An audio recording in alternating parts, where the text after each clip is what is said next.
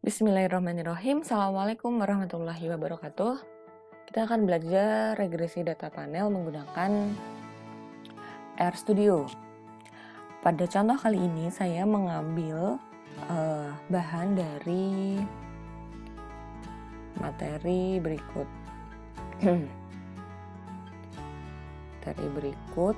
Dari materi di Princeton University menggunakan datanya di sini, datanya dalam bentuk DTA. Data dengan ekstensi DTA ini adalah data dari software Stata. Nah, untuk membaca data tersebut, ini datanya langsung saya ambil dari website seperti itu. Jadi kita bisa mengambil data untuk R ini, untuk kita analisis, itu langsung bisa kita ambil. Misalnya ada data di web, kita bisa taruh linknya di sini, ini bisa terbaca. Biasanya kita melalui import dataset, ini juga bisa dilakukan. Misalnya ini data kita simpan dulu di laptop, kemudian kita import dataset, nanti pilih yang from Stata, karena datanya dalam bentuk .dta ekstensinya.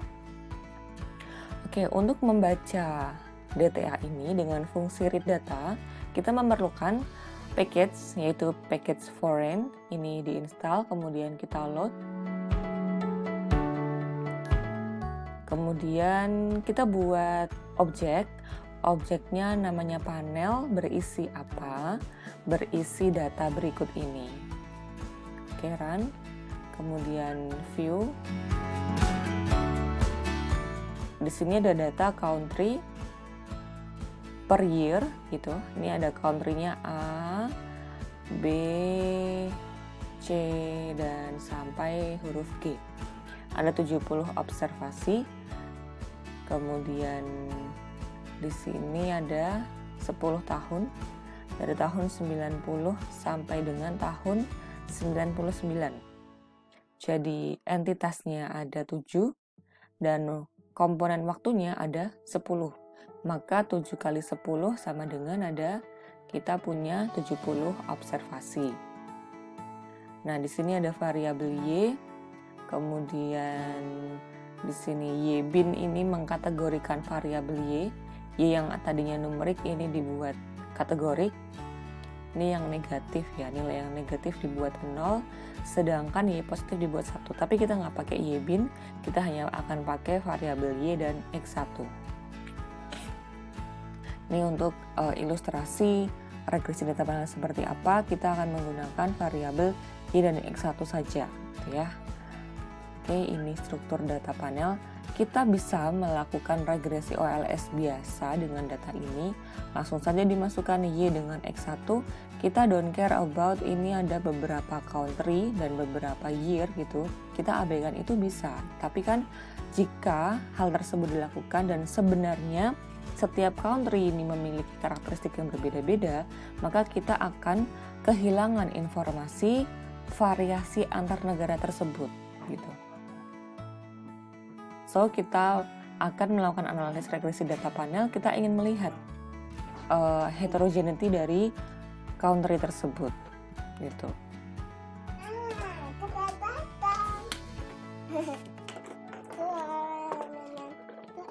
Oke, kita lakukan deskriptif terlebih dahulu.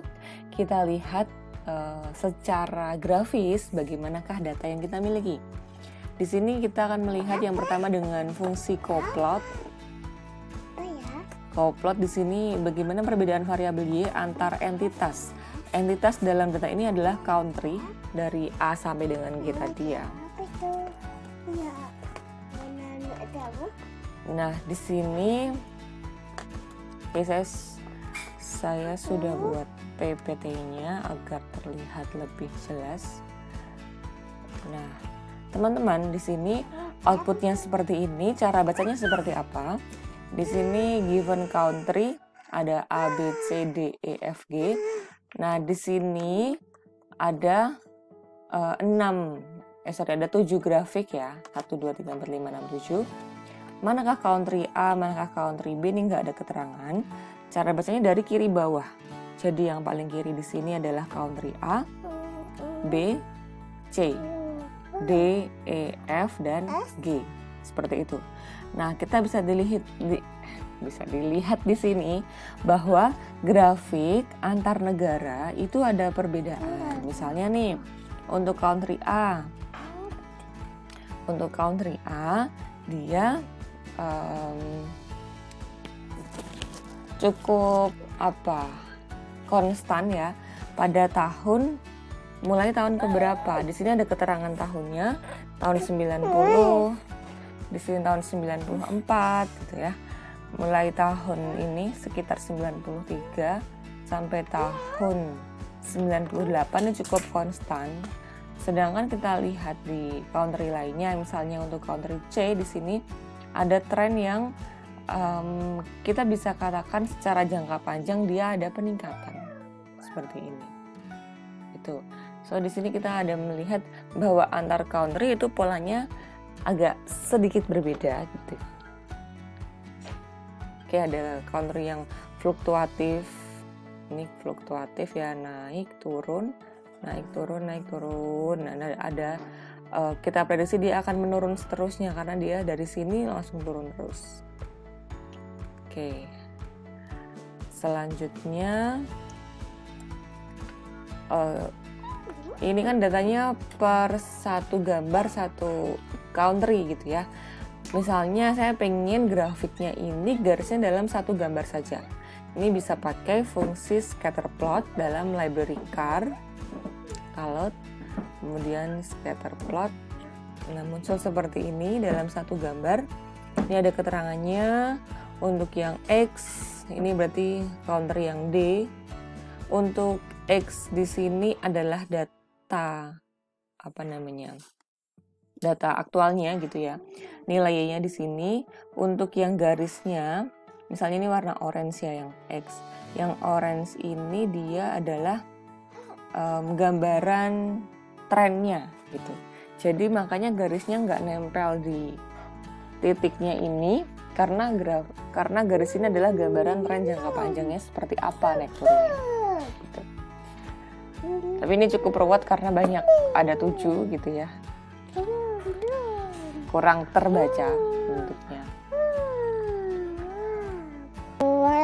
Oke, selanjutnya mau melihat bagaimana heterogenitas antar country dan antar waktu, antar tahun dan antar country ini variabelnya seperti apa dalam bentuk selang kepercayaan nilai Y. Oke, fungsinya yaitu plot means dalam library Gplots, diinstal kemudian di load Gplots-nya, baru kemudian dijalankan fungsi plot means. Ini plot means variabel Y berdasarkan country gitu. Jadi nilai Y antar country. Kemudian ini judulnya heterogeneity across countries. Datanya tadi namanya panel ya, kita definisikan. Oke. Seperti ini adalah nilai rata-rata. Titik bulat di sini rata-rata dari Y country A. Kemudian di sini rata-rata dari Y country B, rata-rata C, rata-rata D dan seterusnya. Di sini terlihat sekali ada perbedaan rata-rata. Di sini nilai yang paling tinggi minusnya adalah country D dan F. Dan country yang paling rendah adalah B, susul dengan E dan seterusnya. Lalu kita lihat antar tahun seperti apa heterogeneity-nya. Oke, di sini antar tahun untuk seluruh country ya, berarti ini nggak dibedakan antar country gitu. Pada tahun ini 90, tahun 93, 94 ini terjadi kenaikan dan juga di tahun 97. Tahun 98 turun drastis dari yang tadinya di atas langsung turun. Turunnya ini similar dengan tahun awal di sini. Ya. Awalnya sekian naik bagus, tiba-tiba turun tahun 95, sudah mau naik lagi lalu turun lagi. Oke, kemudian regresi OLS. Nah, untuk data yang bersifat panel, kita punya unsur waktu dan unsur entitas. Tetapi kalau kita mau pakai regresi OLS, maka disebut sebagai pooling. Pooling itu mengcombine seluruh data itu dianggap langsung dianalisis, tidak dibedakan antar waktu atau antar entitas. Kita bisa langsung pakai fungsi LM seperti biasa, regresi OLS biasa. Fungsi LM dengan variabel Y dan X1, datanya data panel, taran, summary. Nah, di sini X1-nya tidak signifikan. X1 tidak signifikan, nanti bisa kita bandingkan kalau kita pakai regresi yang fixed effect, regresi yang data panel gitu ya, signifikan gak ya X-nya? Karena bisa jadi kalau pakai OLS ini nggak signifikan, mungkin kalau pakai data regresi yang bukan pooling, yang variabel, yang country dan year-nya kita pertimbangkan, jadinya nanti mungkin signifikan gitu. Oke, kita lihat scatter plot dan garis regresi OLS-nya dalam gambar.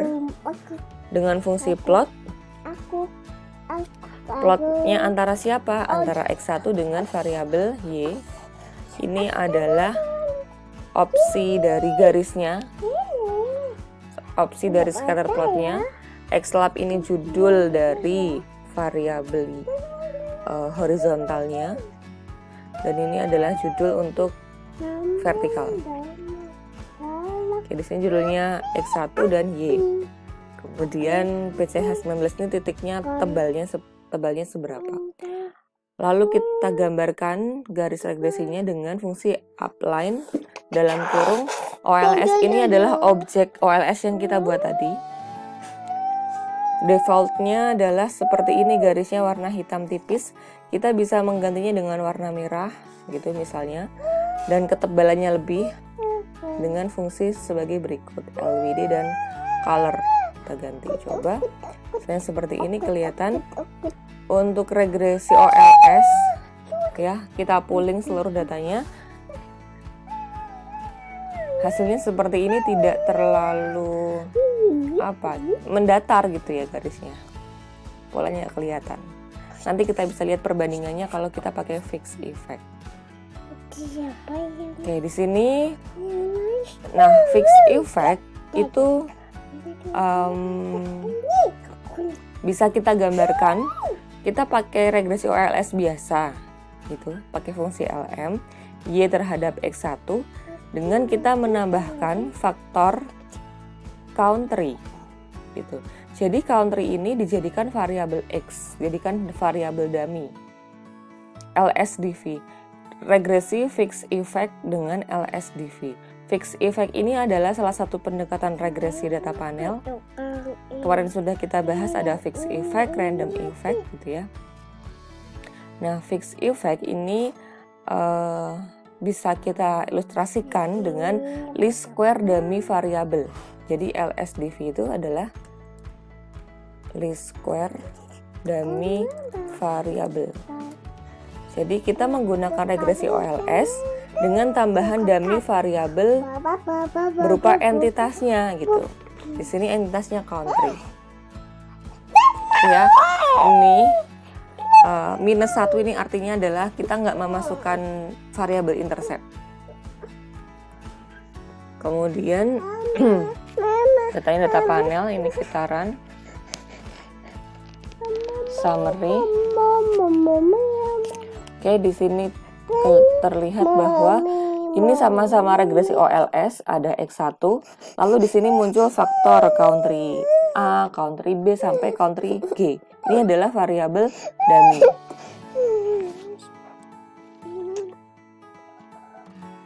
Nah, kelihatan di sini X1-nya signifikan. Kalau kita pakai, kita memasukkan unsur country di sini. Kita memasukkan country sebagai variabel dummy, dia X1-nya signifikan. Kalau tadi yang OLS biasa, OLS tanpa variabel dummy country gitu ya, kita nggak peduliin dia ada entitasnya, X1-nya nggak signifikan.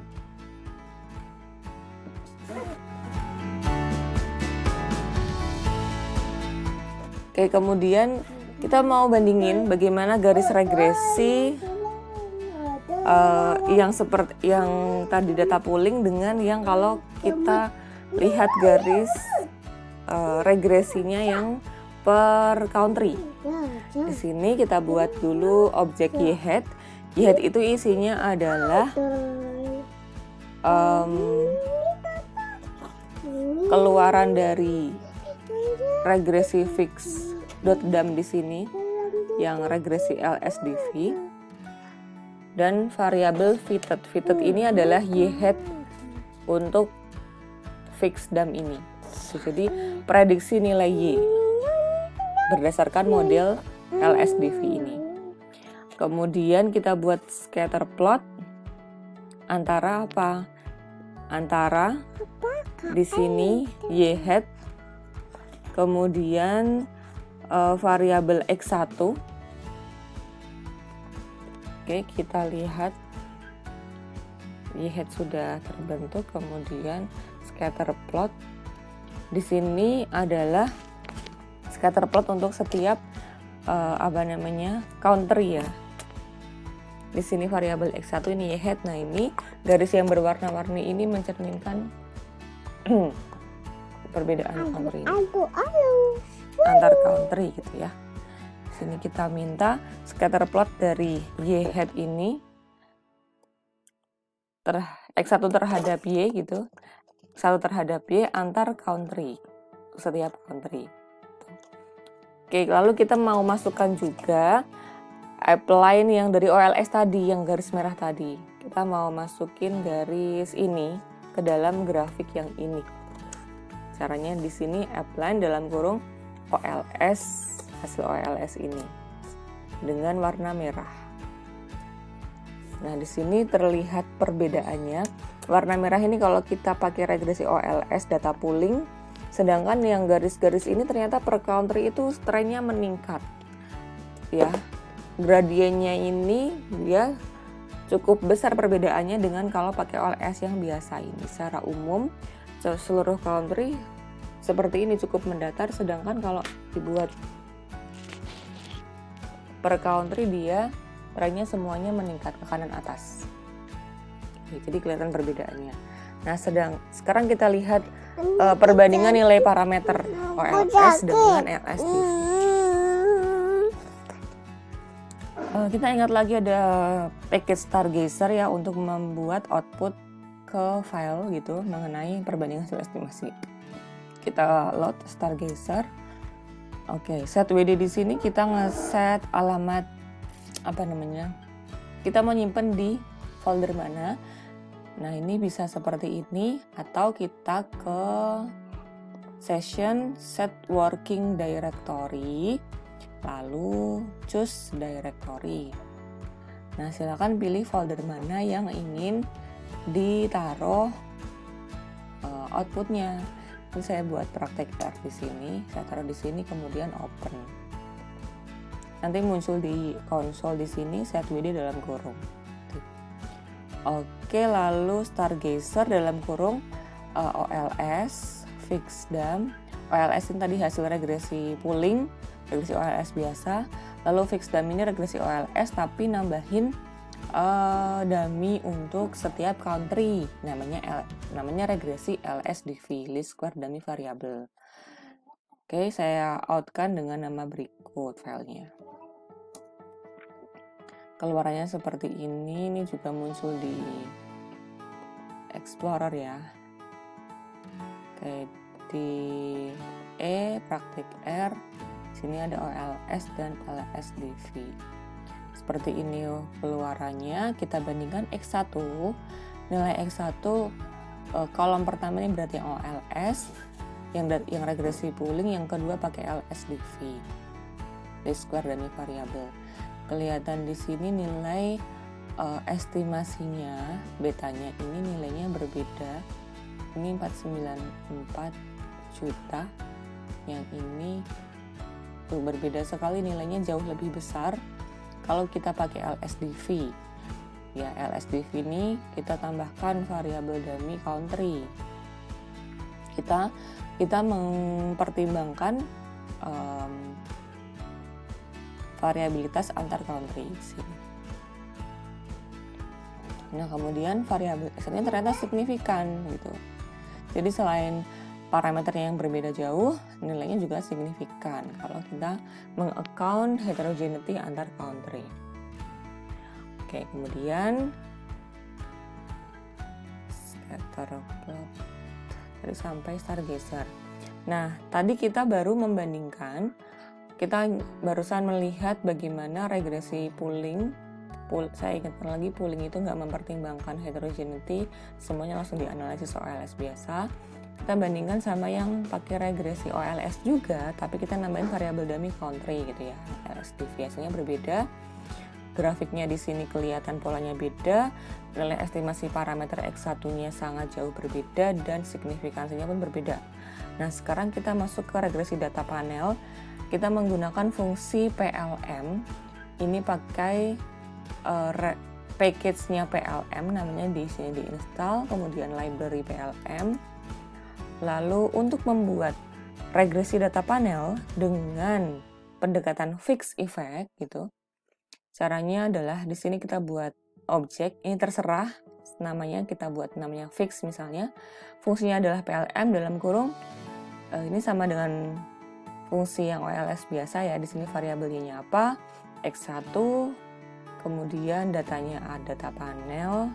Nah, indeks J country year ini kita bilang sama R-nya bahwa entitasnya adalah nama variabelnya country, dan time-nya ini nama variabelnya adalah year.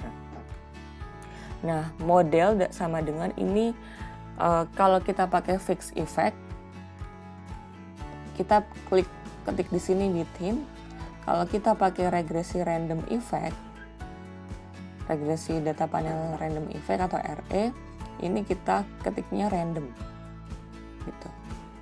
Nanti kalau yang common effect, kalau common effect itu berarti kita sebenarnya OLS biasa. Tapi kalau kita pakai OLS biasa kan pakai fungsi LM. Nah, kalau pakai fungsi PLM di sini ini sebenarnya OLS biasa. Kalau pakai PLM, maka opsinya di sini kita ketikkan pooling. Jadi dia ada 3 model ya, CE, RE, dan FE. Nah, perintahnya sama, PLM dalam kurung seperti ini. Nah, di sini saja yang berbeda. Kita ketikkan pooling, random, atau within. Nah, kita buat di sini fix effect-nya,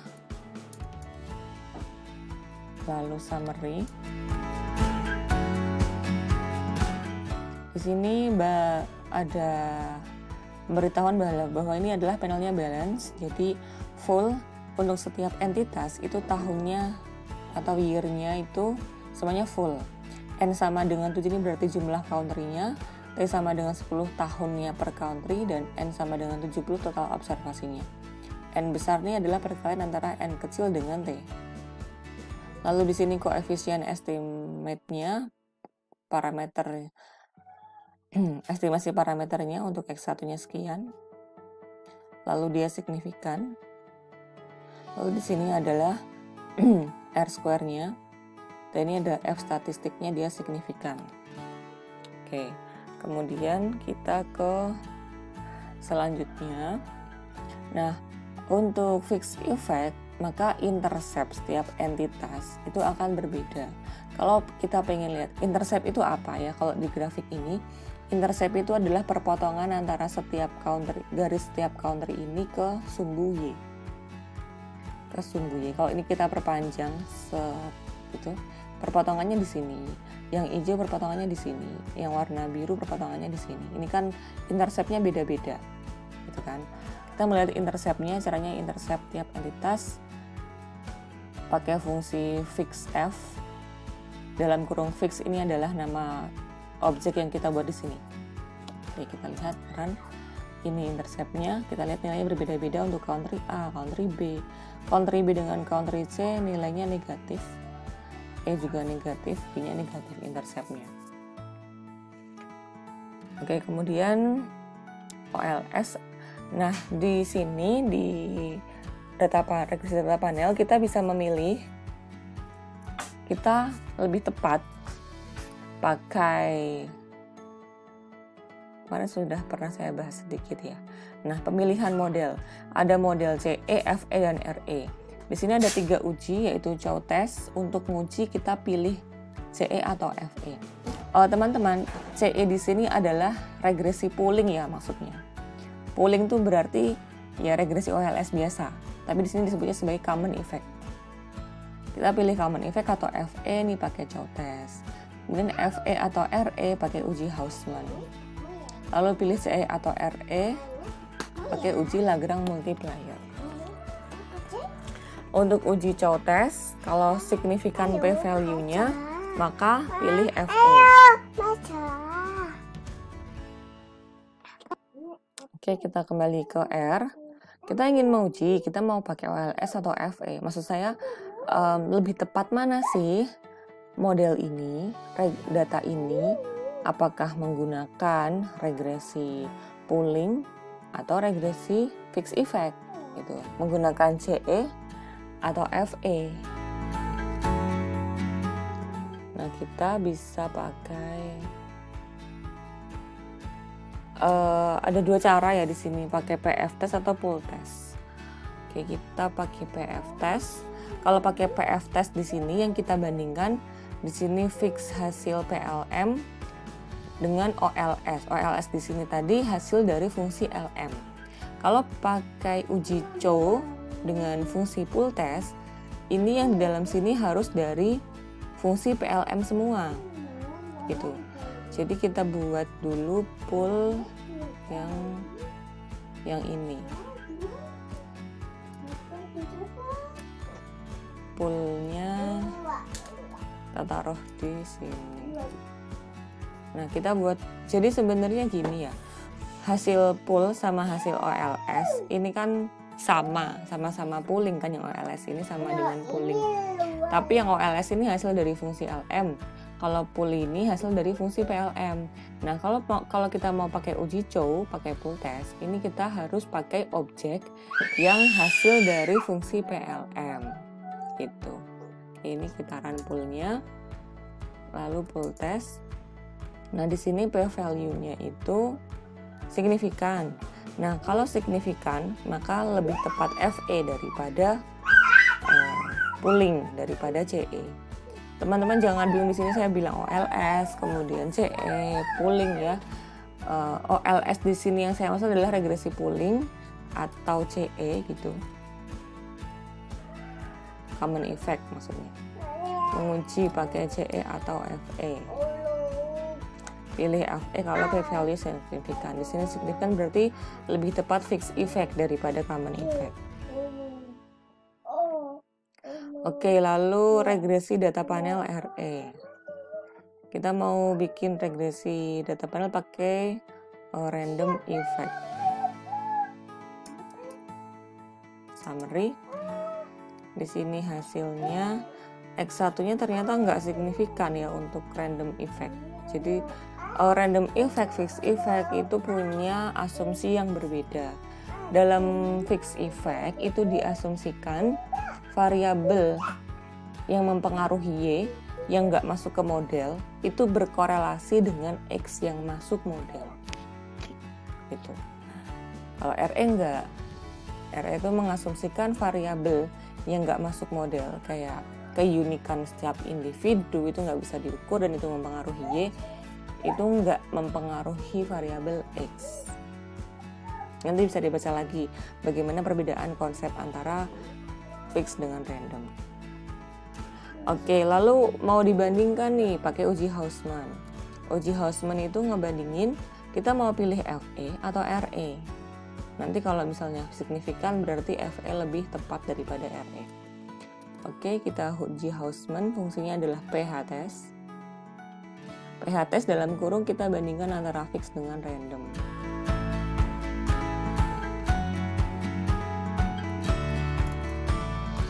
Di sini hasilnya kita misalnya pakai alfa 5% ya. Kalau pakai alfa 5% maka di sini nggak signifikan. Kalau nggak signifikan maka pilih RE. Berarti RE lebih tepat daripada FE gitu. Berarti yang terpilih adalah model RE. Jadi untuk memilih estimasi parameter mana sih yang akan saya interpretasikan. Nah, tadi itu berdasarkan uji Chow, uji Hausman gitu. Lebih tepat yang mana yang akan saya interpretasikan, hasil RE atau FE atau CE. Nah, ini lain-lain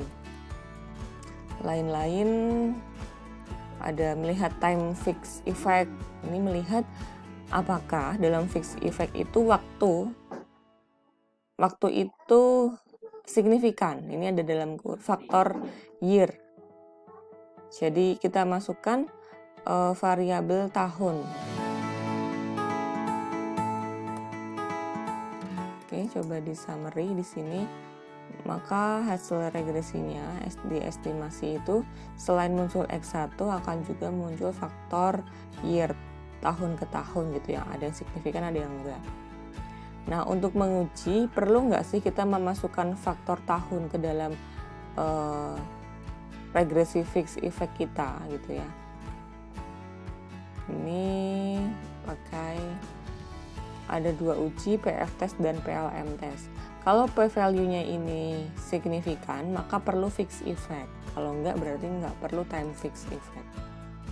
Nah, di sini untuk PF test dia enggak signifikan, PLM test fixed C time ini juga enggak signifikan. Berarti walaupun tadi ada beberapa tahun yang signifikan gitu ya, kita enggak perlu memasukkan efek tahun menjadi salah satu variabel dalam model fixed effect kita. Oke, lalu nah, misalnya kalau kita mau milih antara RE dengan CE, kita bisa pakai uji Lagrange multiplier, Bruce-Pagan multiplier. Kalau misalnya H0 misalnya p-value signifikan, maka RE lebih tepat daripada CE. Oke, kemudian di sini ada uji ADF untuk stasionaritas data signifikan kalau misalnya hasil uji ADF-nya signifikan. Ini pakai package T-series. Terlebih dahulu kita buat dulu variabel objek panel set, isinya adalah sebagai berikut. Nah, di sini ADF testnya signifikan berarti aman, data kita stasioner gitu. Stasioner belum saya bahas ya, nanti kita akan bahas pas ngebahas analisis time series. Lalu ada uji homoskedastisitas, pakai library LM test, PP test. Di sini kalau dia kurang dari alfa maka ada heteros, jadi ada permasalahan nih. Nanti kalau ketemu heteroskedastisitas kita bisa pakai robust consistent estimator. Maksudnya apa? Kalau kita pakai robust consistent estimator berarti estimator regresi kita itu robust. Jadi walaupun datanya ada heteroskedastisitas, it's okay. Fungsinya ada VCO VHC ini. Tapi kita tidak bahas di sini. Oke, demikian. Terima kasih, semoga bermanfaat. Wassalamualaikum warahmatullahi wabarakatuh.